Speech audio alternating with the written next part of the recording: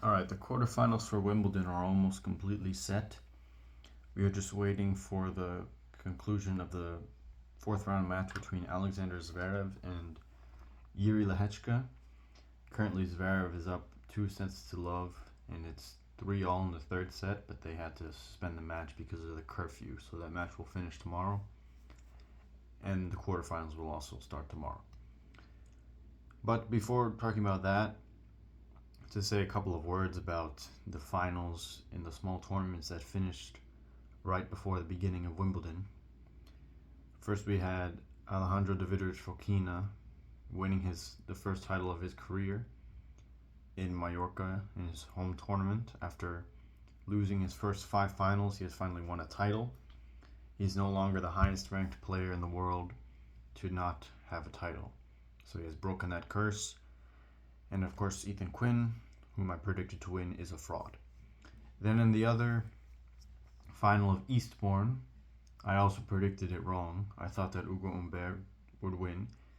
He was definitely the favorite, had much better statistics going into the final. But he somehow lost in 3 sets.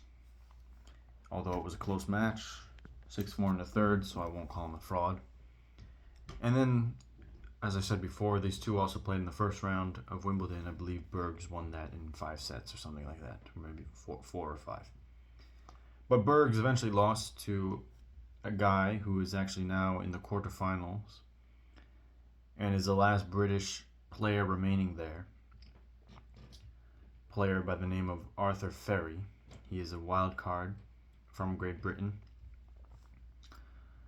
He defeated Zizou Bergs in second or third round in 5 sets in a 10-point super tiebreaker in the 5th set. And he has just defeated today in another super tiebreak in the 5th set Grigor Dimitrov in the 4th round. So Ferry is through to the first Grand Slam quarterfinal of his career. He's the last British hope remaining on the men's side of the draw. I think all the women's British players in singles have also been knocked out. So the only match that we are waiting for in order to complete the quarterfinal lineup is, as I already said, Zverev versus Lehechka. So technically that match is not completed yet, but I will make a prediction which, as you will see, is not really dependent on who wins that match. It doesn't matter who wins that match for the prediction I'm going to make, which you're going to see soon. And I'm going to make a couple of bold predictions in this video, so prepare yourself.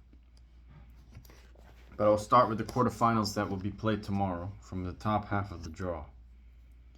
So first we have the world number 1, Jannik Sinner, taking on another unseeded opponent, another opponent out of the top 40.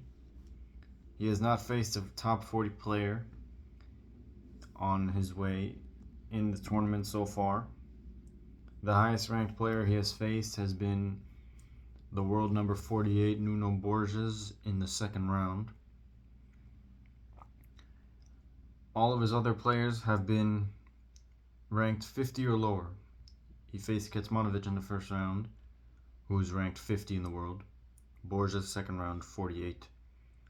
Brooksby in the 3rd round was ranked 84 in the world. And then he just faced a qualifier, Mochizuki, in the 4th round, who was ranked 151 or something like that. And now he will face Jan-Lennard Struff, who is in the first quarterfinal at a Grand Slam in his career. Struff, who is ranked 74 in the world. So Sinner has not faced any top 40 player he will not face any top 40 player on his path to the semifinal. But in the semifinal, if he wins his quarterfinal match, which I obviously believe he will, I'm making bold predictions, but not that bold. I believe that Sinner will win, obviously. He will face a top 10 player in the semifinal. It will be either the third seed, world number 4, Felix Auger-Aliassime, or it will be the 7th seed, world number 8, Novak Djokovic. That will be Sinner's first top 40 player that he will face in the tournament. So, it can be said that this is an easy draw. It can be said. I'm not saying I am saying that. Because to be honest, I don't have too much of a problem with Sinner not facing any higher ranked opponents. And I'm going to tell you why. Because it didn't really matter if he happened to face higher ranked opponents, because just because they're ranked higher doesn't mean that they would pose any more of a threat to Sinner. Even though that sounds counterintuitive. But let's think about this for a second. Everyone has been saying that the top 10 is weak. So, if Sinner were to face a top 10, or even a top 15, top 20, it would not be considered to be a strong player that he could face. It would not be any more of a challenge, or much more of a challenge than the players that he ended up facing. And especially because this is grass, a surface that nobody knows how to play on. So, even if he were to face the highest ranked players in his section, it is not like they have any experience on grass. So it wouldn't really be that much more difficult than whatever he had to face. And that's what happens in Wimbledon, especially because people just get knocked out. It's a much finer margins on this quick surface, on grass.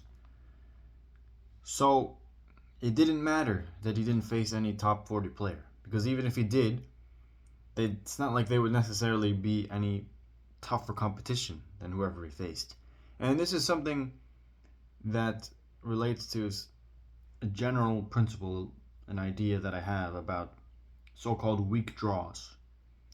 A lot of people complaining about weak draws in Grand Slams for top players, or how such and such player has an easy path.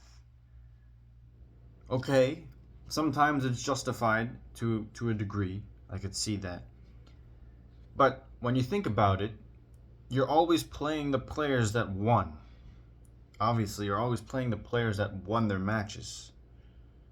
Unless they just advanced via walkover or retirement. But even then, you're always playing the players who got to that stage somehow.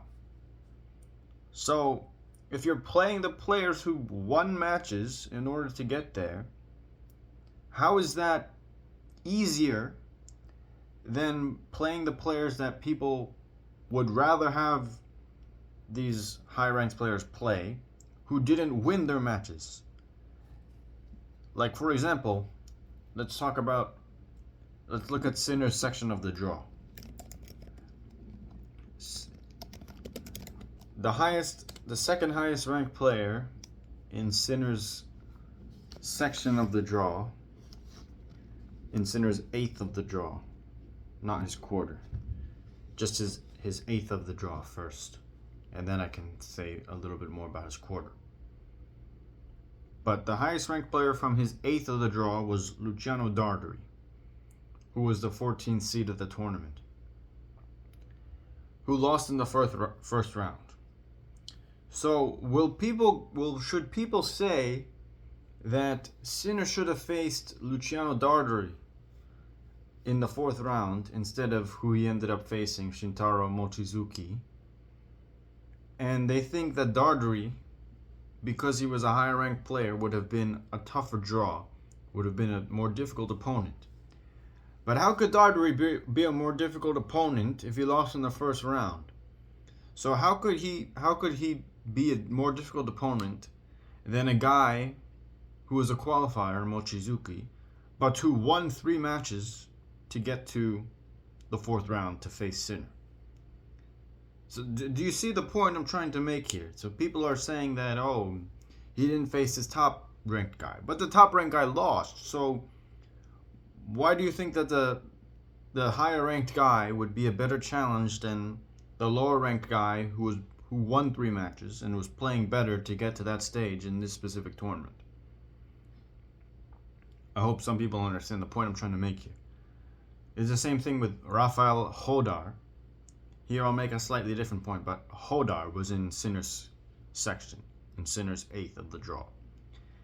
And Hodar could have faced Sinner in the 4th round, but Hodar lost to Mochizuki in the 3rd round.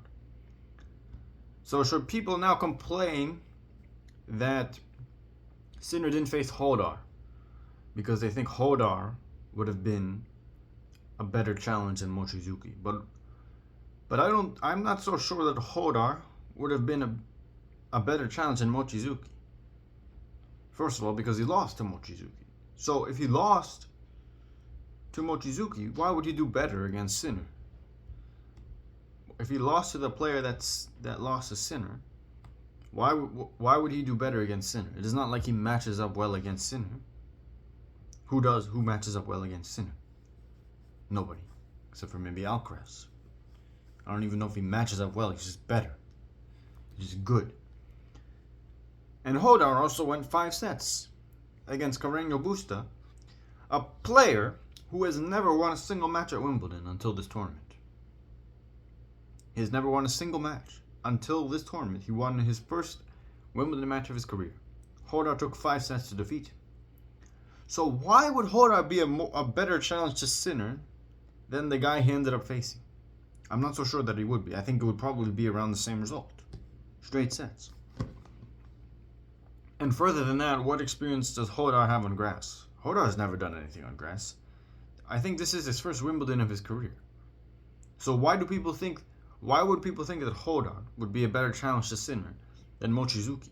Mochizuki has never done anything in his career either, but he still won Junior Wimbledon. That is more than Hodar has done on grass. So Mochizuki could make a case that he was a better challenge, had more experience on grass than Hodar, by statistics.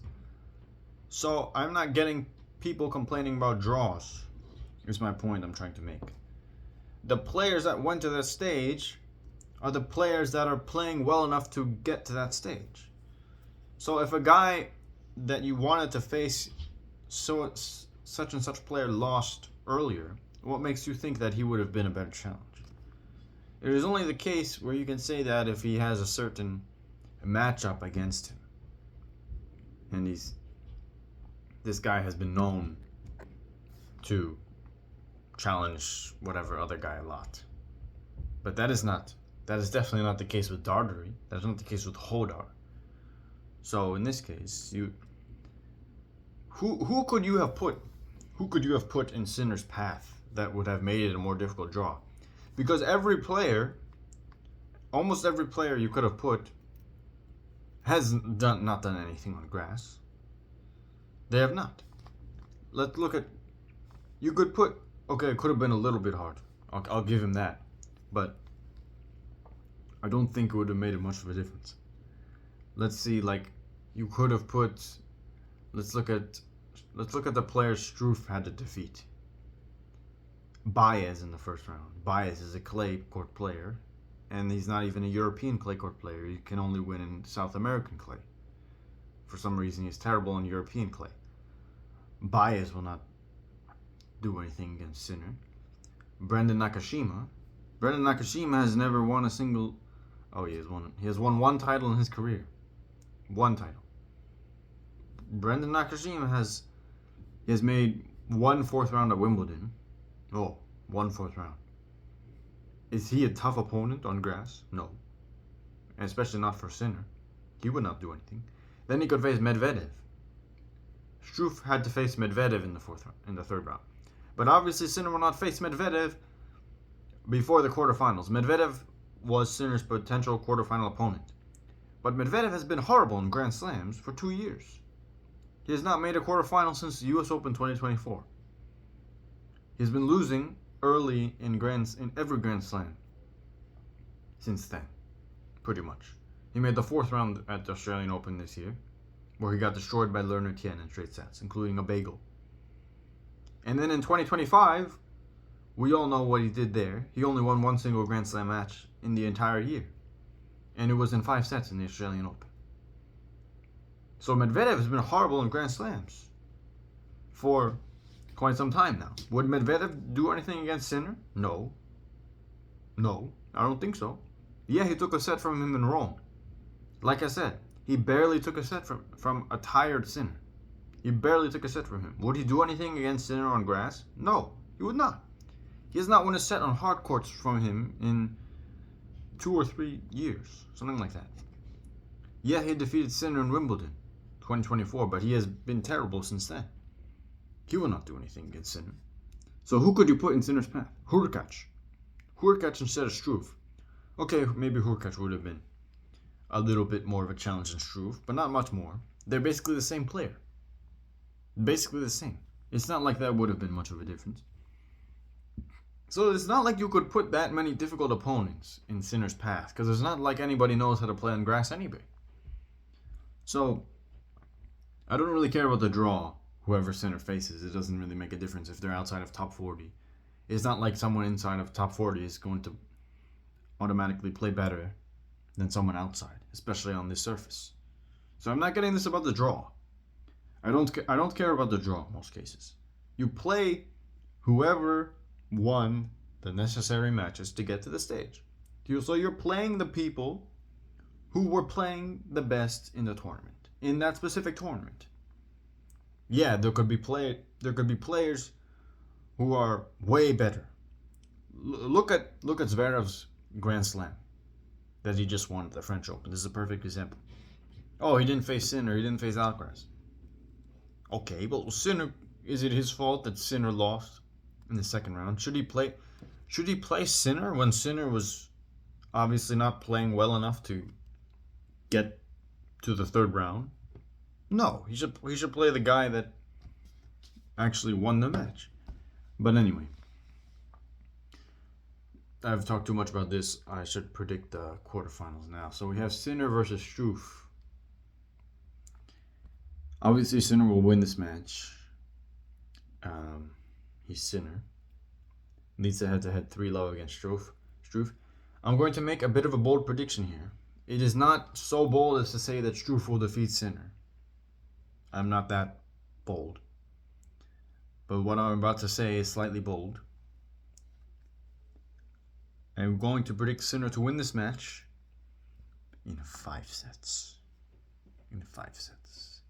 So, I don't think Struff will win, but I'm going to predict that he can take 2 sets from Sinner. He has played Sinner before on grass 2 years ago in Halle. That was actually an extremely close match. 7-6 in the third set, Sinner won. He has never defeated Sinner before, but that was still an extremely close match. This is also grass. So you can just get one good service game, or you can just go to a tiebreak and then anything can happen there. And you could just grab a set like that. We saw that in the first round against Sinner. The first set he played, one break, the set was over.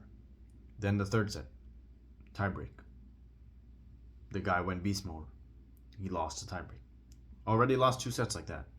If Kecmanovic can take 2 sets against Sinner, I think Struff can also take 2 sets, even though he barely beat Hurkacz. But that is a bit deceptive, because like I'm saying, these margins are so thin. So even though he went down 2 sets to love against Hurkacz, I think that he could have easily been 2 sets to love up if just 1 or 2 points went differently. So I'm going to make a bit of a bold prediction here and say that Struff takes 2 sets from Sinner, but I still think Sinner will of course win in 5 sets. And it doesn't even have to be a close 5-set match, because maybe Struff can sneak out 2 sets in tiebreaks, and then Sinner will win other sets 6-3, 6-2, 6-3. Something like that maybe. But obviously we'll have Sinner advance into the semifinals, defeat Struff in 5 sets. And then we have the second semifinal from the top section of the draw. The 3rd seed Felix Auger-Aliassime. And he will face the 7th seed Novak Djokovic.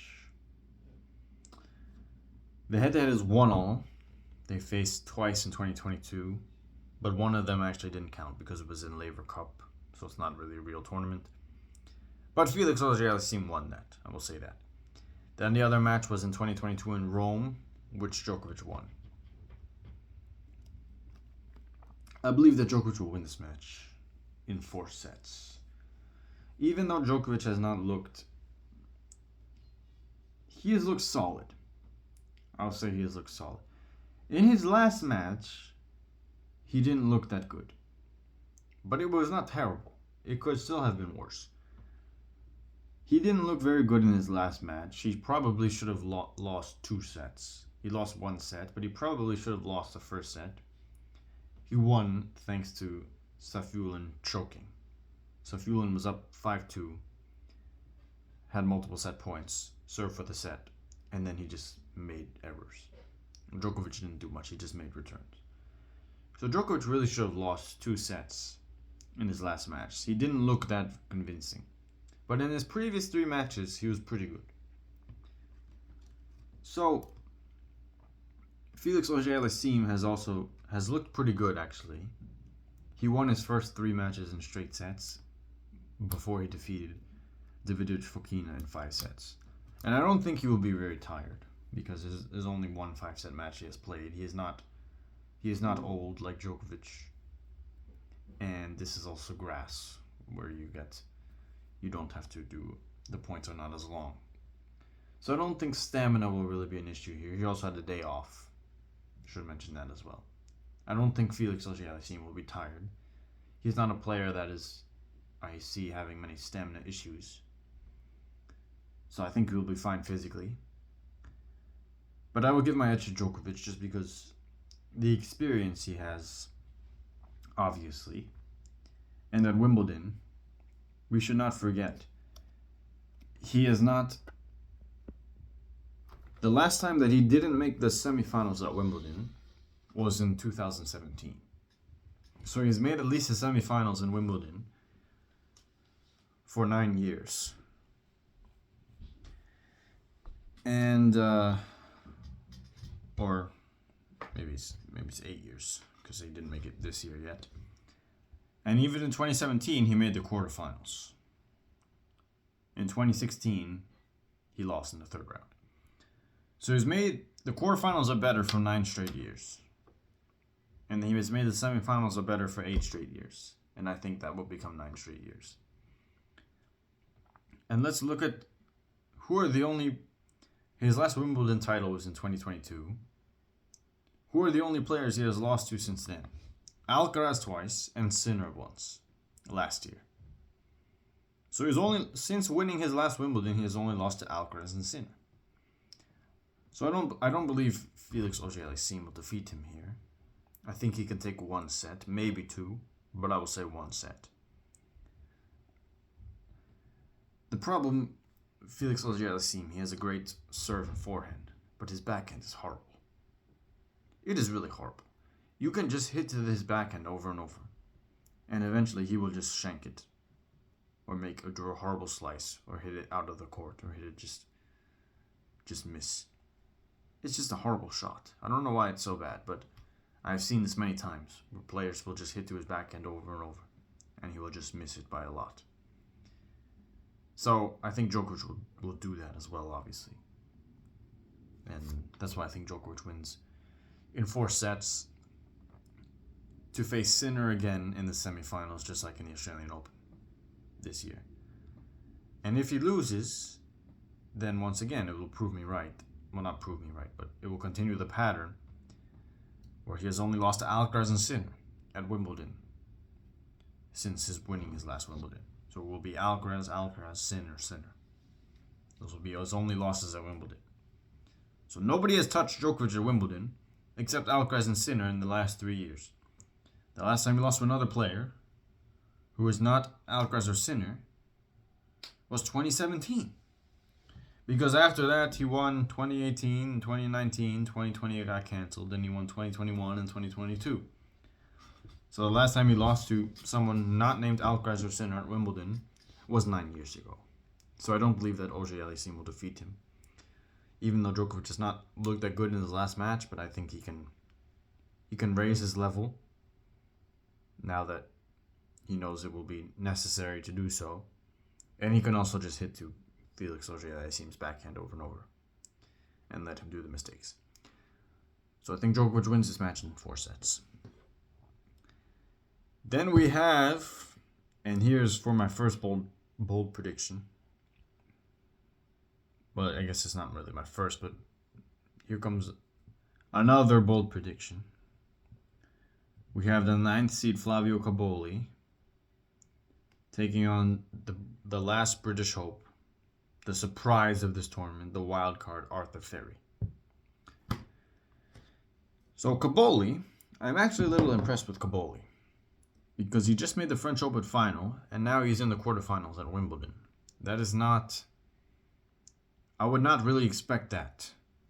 It's not that easy to transition from the clay to grass courts, especially when you go deep in the clay.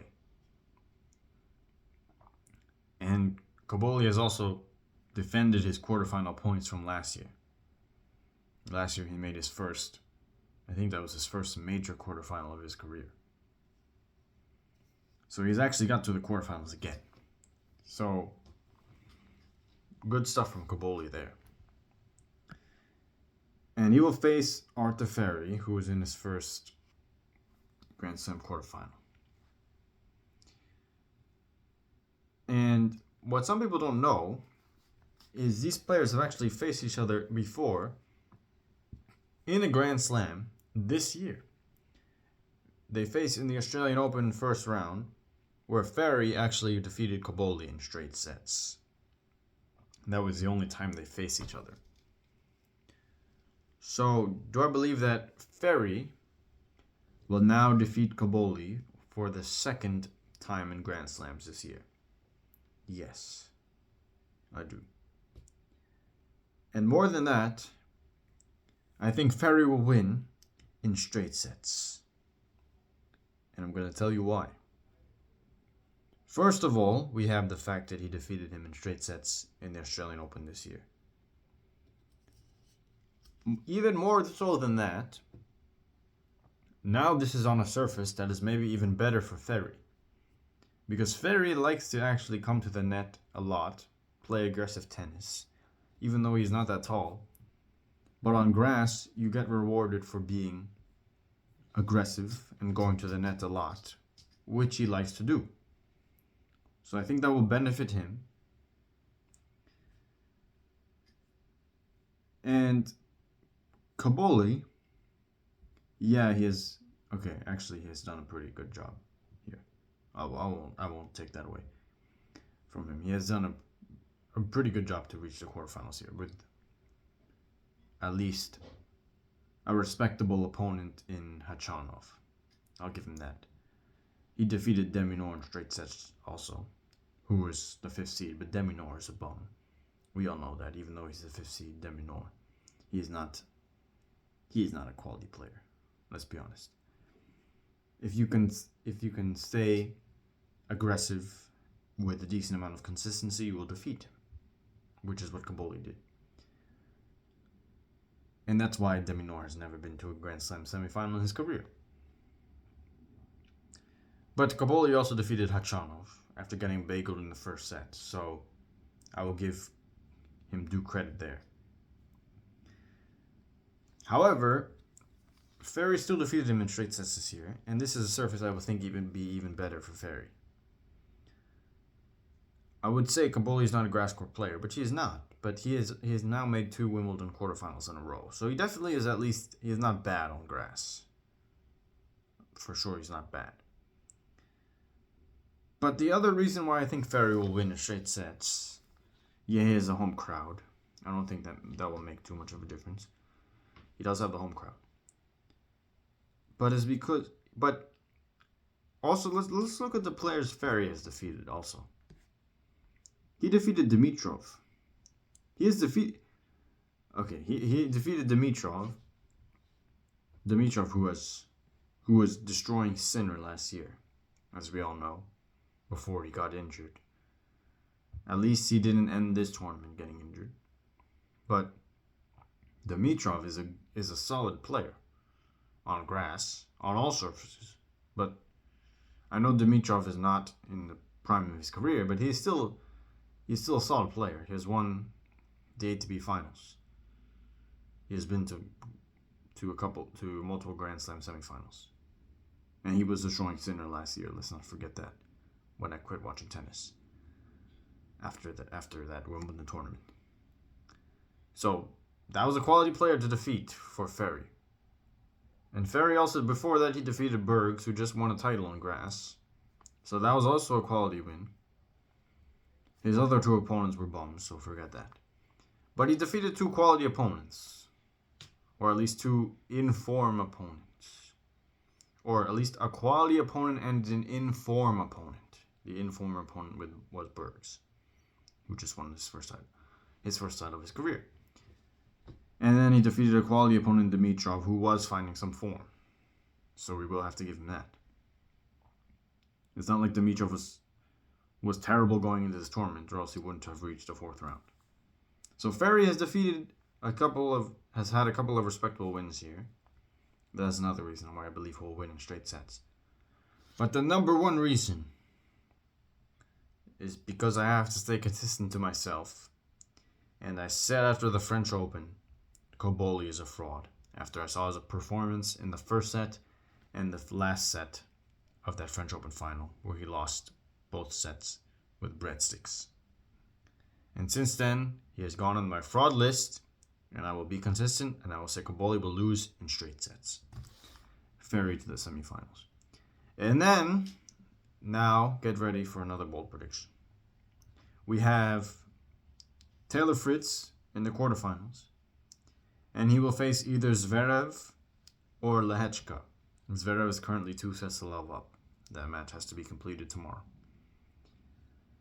So, and now I'm not going to say what some people might be expecting me to say, but regardless of who wins, irregardless of who wins the Zverev and Lehechka match, I predict that Taylor Fritz will lose in straight sets. And this is a bold prediction. This is maybe the boldest prediction of all of them. Firstly, because we all know that Fritz has owned Zverev in the last 7 or 8 meetings, if you include 2 Laver Cup meetings, which is the only time Laver Cup counts, is in this specific statistic. And Fritz just defeated Zverev in Halle, semifinal. And Fritz defeated Zverev in Wimbledon 2 years ago. So why would I pick Zverev to defeat Fritz, and especially in straight sets?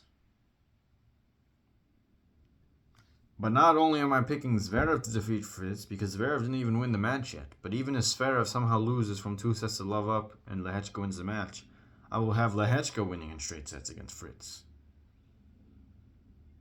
This is why. Can you guess why? Fritz is a fraud. Fritz is a fraud. After his loss against Tiafoe in Halle, a straight set loss where he was never. That match was even closer than the score, was not as close as the score suggested, and it was 6-4, 6-4. But Tiafoe was dominating the match. Fritz was never in the match.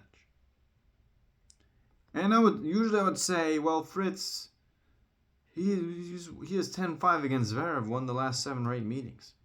He was 7-1 against Tiafoe as well. And he lost in straight sets. So I think he can do the same against Zverev. Who has Fritz faced on his path? Has he faced any quality opponents? No, he has not. He faced Bublik. Bublik is a clown, we all know. So, it is not like... And maybe Bublik saved him there, because Bublik defeated Tiafoe. Maybe Tiafoe would have defeated Fritz again. Even though he is only 2-7 against Fritz. But he just defeated him very convincingly on grass in a final. So who knows what would have happened if Tiafoe would have won that match, which he could have done. It was a super close match. 5 sets. maybe Fritz wouldn't even be here. Maybe he would have lost to Tiafoe again, but Bublik saved him. And then Bublik folded in straight sets against Fritz.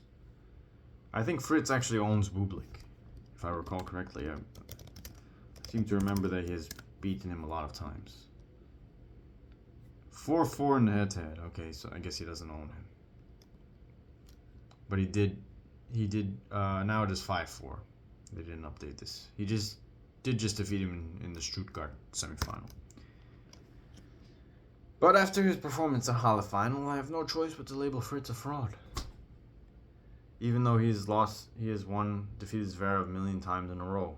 So did he with Tiafoe, and he lost in straight sets. So I think the same thing can happen. I have to be consistent. And even Lehechka can defeat Fritz. Lehechka is not a bad grass court player. He played a close final with Alcaraz in Queen's Club. Lehechka's 2-4 against Fritz, but he won the last two meetings, actually. So Lehechka can defeat Fritz in straight sets as well. Because Fritz is a fraud. So I think we will have, remarkably, a semi-final between Arthur Ferry, the last British hope, who will defeat Kaboli, the fraud, in straight sets.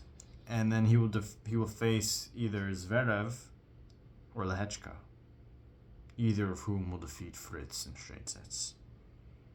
These are bold predictions, I know, but I just have to be consistent. When I put someone on the list, I have to predict them to lose in straight sets. So those are the predictions I'm going to make. Ferry defeats Kaboli in straight sets. Fritz loses in straight sets to either Zverev or Lehechka. And in the top half of the draw is not that bold, except that I said Struff will take 2 sets. Sinner will defeat Struff in 5 sets. Djokovic will defeat Auger Aliassime in 4 sets. That's what most people think. Anyway, probably. And then we have semifinals between. The semifinals will be Sinner versus Djokovic, just like Australian Open, and Ferry versus either Zverev or Lehechka.